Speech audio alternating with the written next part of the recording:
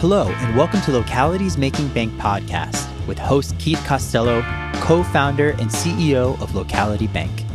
Sit back, relax, and let South Florida visionaries take you on an entrepreneurial journey from tribulation to triumph as they share the very stories that have shaped them.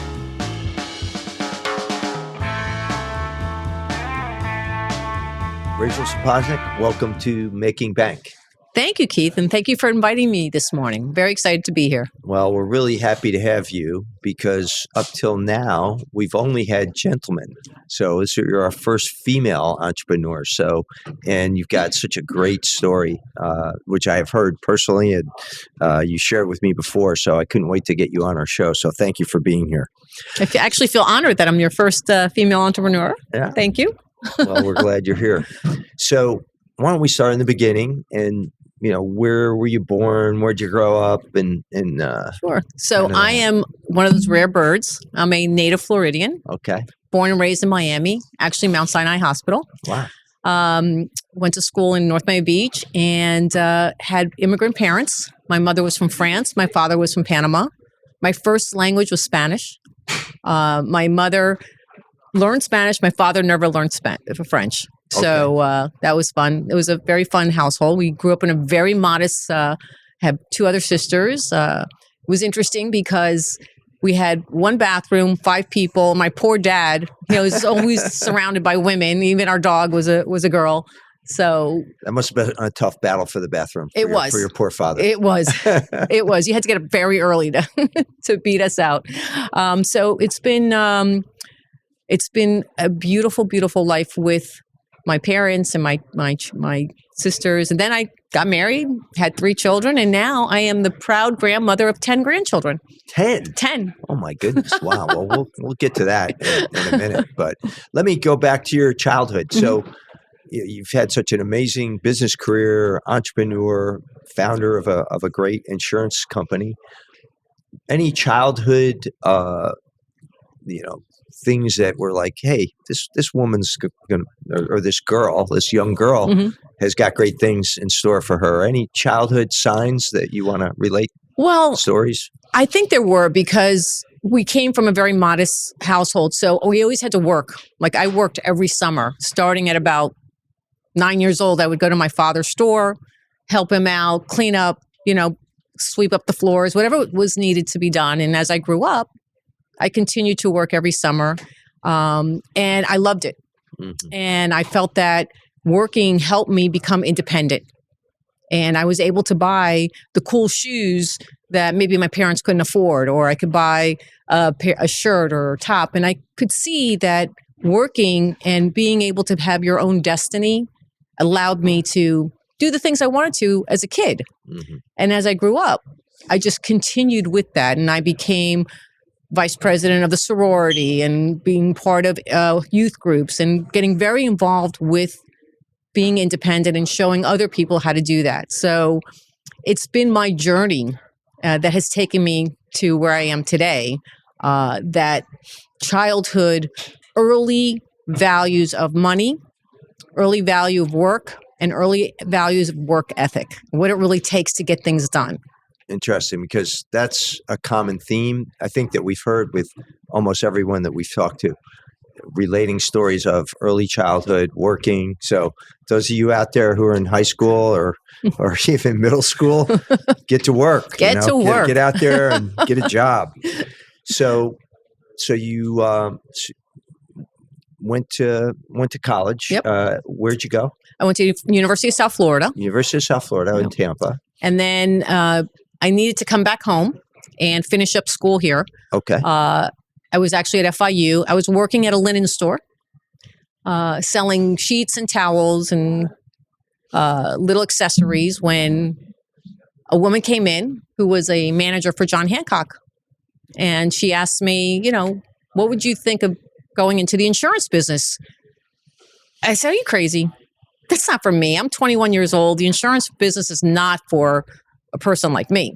She said, no. Let me teach you and let me train you.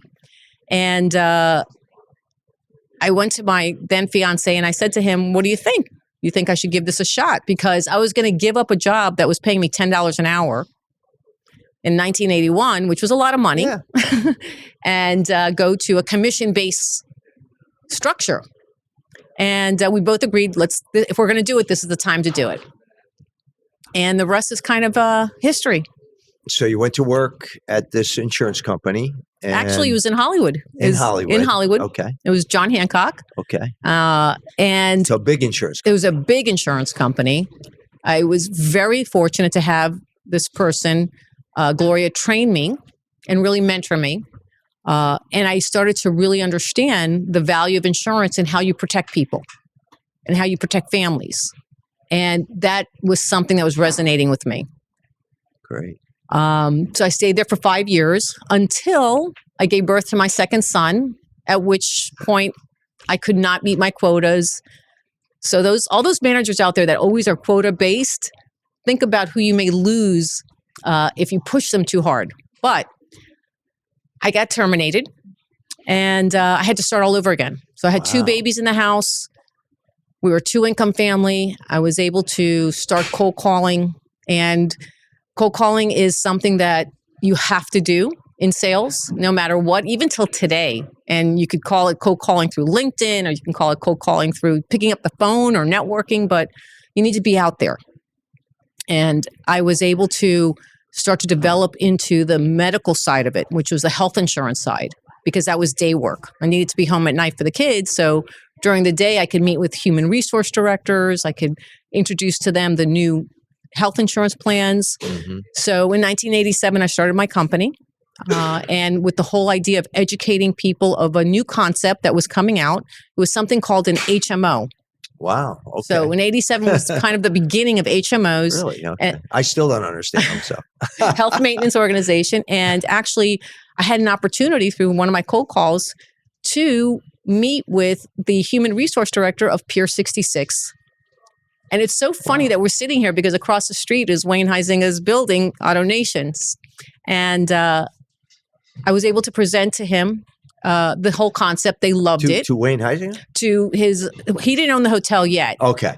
To the human resource director there. And my mentor helped me all the way through. The person that recruited me from John Hancock, I called. Really? So your mentor sometimes doesn't know that you need help until you call them. So I called her and I said, Gloria, I have this opportunity to meet with Pier 66.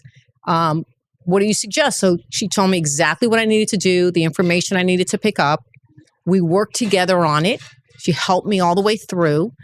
And when we presented it, they loved it. So I thought, okay, this is it. I'm going to be able to move from my little house, my little office in my house, into an office because this account's going to really help me. Yeah. Well, as anyone in sales knows, it's not over until the fat lady sings. And at this time, they were very, very connected with their current broker. And they said to me, you did a great job. We love everything you did. However, we're going to use your information and give it to our broker. No. Yes. Oh my gosh. That happens. Can you believe that happens? Oh, it happened. But that was probably the best thing ever happened to me because it allowed me to really understand what's the next step. You could get angry. You can get resentful.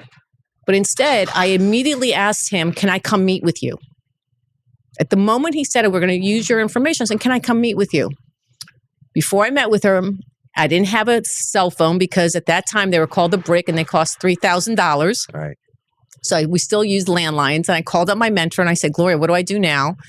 She said, you know what? Ask him if he'll allow you to sell individual voluntary products, life insurance, disability insurance, because typically people in hotels never really have an opportunity to speak to insurance people because no one's going over there. So I went to go meet with Dana and I asked him, do you mind? I really appreciate the fact that you're meeting with me, first of all, because he didn't have to. And secondly, I have a question for you. Would you allow me to come in every month and educate your employees about life insurance and disability insurance? It'd be totally voluntary. And if you do, all I need is a payroll deduction slot so that they can have their premiums paid through the company. So he said yes. So instead of losing an account, I ended up picking up a little piece of it. Wow. Well, that's so let's just pause for 1 second. A lot of material right there, right? So So first of all, there's the mentor, Yep. right? And the power of a mentor and how much that helped you. And not only was that mentor, they hired you at this company, you didn't even work for that person anymore. Right. But you went back and you Yes. got help. Yep. So there's a huge lesson there. Right. And then the second lesson, you make this, what you think is a huge sale, find out, no, they pulled the rug out from under Right. you. They went back to their original broker and basically used all the work you did. And most people would be furious about that, and they would not probably have anything to do. But you went to your mentor and got that great advice and went back and then were able to get back into that company. And Right. then where did it go from there? So I went there every month, and anyone that knows about the hotel industry, the cafeterias for the employees are always in the dungeon area. I don't know why, but that's the way they were. So every month I would go to Pier 66 and I would sit there in the cafeteria, and people would come up to me and I would educate them about their health insurance, which I knew about, and I would help them. I never said it wasn't my job. I always said to them, let me see how I could help you. Even though I wasn't the broker on the account, I educated them about the life insurance and the disability, which many of them started to buy. So even the things you were not selling, Correct. you helped them with. Yes. Wow. And after 1 year, the human resource director, Dana, came to me. He goes, Rachel, everybody here loves you. You've been so helpful. We are going to make you our broker. So a year later, I did become the broker, and I kept that account for 17 years, which I was very proud of, until Wayne Huizinga ended up buying the hotel. And then he has his team that he brings in. But it was a great experience, and it's something that has stayed with me my entire life because every element of that experience I use every single day. Wow. Every day. So can everybody else that just heard that. There's a huge lesson there that we can all benefit from. So thank you for sharing that story. It's great. Yeah. So that was the beginning of your business, Right. really, your business success. And then where did it go on from there? So once that year was over, I was able to write Pier 66, and I started to get enough revenue to move from my office in the house and rent a little space. And I started to continue growing the business. And through the education portion of it, I was able to have more brokers come in and work with me. And each year we were becoming more and more powerful in our area because we were doing things that other brokers weren't doing. And mostly what we were doing is we, as mothers, as sisters, as daughters that took care of our parents or our children, we knew how important health insurance was. So our whole philosophy, and my whole philosophy was, it's not a transaction. We have to help employees at the time that they need it. And when do they need it? When they can't maneuver through the insurance. Mm-hmm. So we became that advocate for our clients to help their employees get their medications, get their appointments. If there was any balance billing, we were the ones that were helping them with that. And that allowed us to be referred to other clients and to build the business. So I built the business from my house, and ultimately ended up with having almost 70 employees working for me. Wow. We were one of the largest employee benefits company in Dade and Broward County. We had clients all over the country. And I had my two sisters working with me. Wow. I had great brokers working with me. And it's just been an incredible journey that could have ended the day I found out that Pier 66 didn't give me the account. It could have ended it because I could have gotten a bad taste in my mouth about the industry. Sure. But because of the way it was handled, it actually became the platform of how I educated my brokers, my other brokers, because it happened to them. It happens. It's how you handle adversity and what is the best way to move forward, not to get stuck in it. That's a great lesson. So I have to ask, were there, as you built your business, did you need capital at any time? Did you have to deal with banks, or did you have to deal with investors, or did you self-fund? Were you able to? Yeah, I self-funded the business. Wow. All the way through. I took leaps of faith too, because as the business was growing, we needed more space. And I had somebody come to me with an office building that was way over my head in 1998, but I knew it was the right space for me. I had a great relationship with a bank. That's why relationships with banks are really important. and they loaned me the money to purchase the building. Okay. It's a building that I'm still in today. Wow. And it allowed me not only to purchase the building, but also because of the size of the building, have tenants. So I'm able to rent out part of the building. And it was because I had the relationship with the bank that allowed me to go ahead and get the mortgage. Because at that time, it wasn't easy to have an owner finance building to get that mortgage. Sure. And the relationship allowed me to do that. We're always happy to hear about banks coming in and helping entrepreneurs and helping business people. So that's great.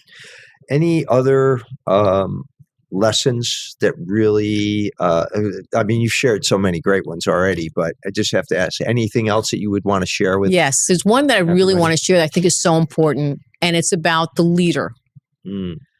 It's funny, this weekend I heard it again, and I really want to get this message out to leaders. You want to have people working with you that are better than you. And don't be afraid of that. There are a lot of employees, staff members that are afraid to excel because they don't want to overshadow their leader. They may be better at the technology side of it. They may be better at what's going on in this world today. And we as leaders have to accept that. And we have to let them shine. And that's the sign, I believe, of a good leader, is letting your employees shine brighter than you. Wow. Well, that is a great message. And I know I must be a good leader then, because everybody here is smarter than me at this bank. I know that. But that's a great message. I remember somebody telling me that Wayne Huizinga said that to them at one point, that, his greatest message was hire people who are smarter than you. Exactly. And so that's another great lesson. What about, any message out there for, you went into a male-dominated industry, right? Insurance. Yes. There weren't a lot of women. Now, you had a female mentor, which is interesting. Any advice for other female entrepreneurs? Yes. Most of the industry is still male-dominated, which is okay. You have to take that and run with it. Don't let that be an anchor. You become great at what you do. Your client doesn't care if you're a man or a woman. It's the way you accept yourself. So don't let the fact that it's a male-dominated industry change you. What does that mean? Dress the way you want. If you want to be colorful, like I am, be so. Be feminine. Wear your high heels. Do what you feel comfortable with. As long as your work is good, you will always excel. And I find many times that women try to underdress or try to compete in their looks as a man. You don't need to do that. Do what makes you feel good. Just be good at what you do. Wow. Well, just a lot of tremendous advice from Rachel. So we really appreciate you being here. I want to hit you with a few, this is what we call our lightning round, where we go through and just get a quick response from you on a few things. So, favorite quote? It's not over till the fat lady sings. Which you proved on that one with dealing with that one client. Happiest and lowest moments in business? Happiest moments is when Pier 66 came to me and I was able to get that account. Lowest point is when I had some of my producers leave me after years and years of strong relationships. Oh, wow. Yeah. How about any new movies or Netflix series that you're watching that you'd say, hey, you got to see this? Well, I loved Elvis. I thought the movie was fantastic. Okay. And morning show.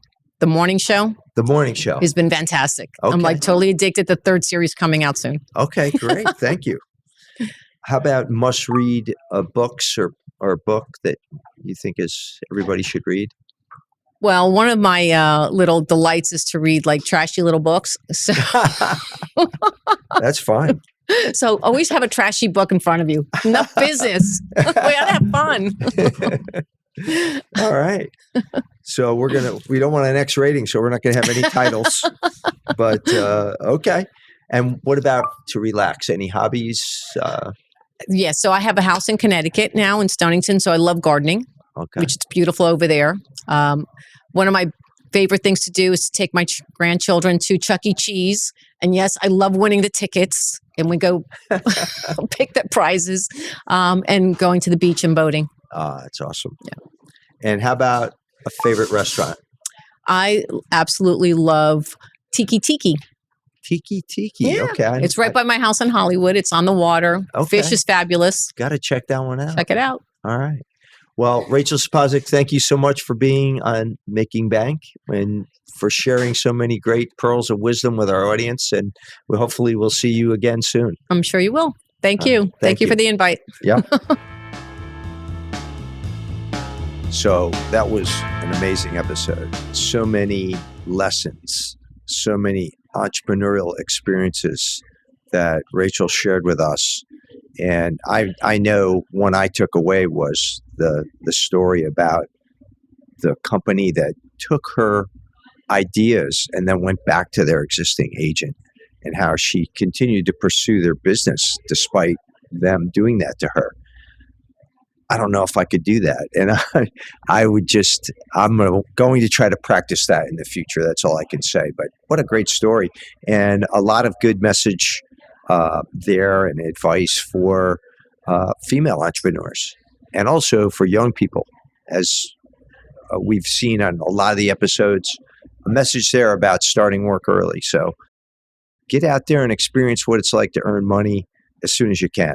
And that will help you in the future being an entrepreneur, because you'll appreciate hard work, you'll appreciate earning money, and you'll know how to establish yourself for success. Thank you. So check us out at localitybank.com. You can open an account in about 3 minutes with our great technology. We also have an app, so check it out in the Apple or Google Play Store. So thanks for tuning in. We'll see you next time. Thanks for tuning in for Locality's Making Bank podcast. Be sure to subscribe on your favorite podcast platform to catch the latest episodes, and visit localitybank.com today to learn more about all the benefits of banking local.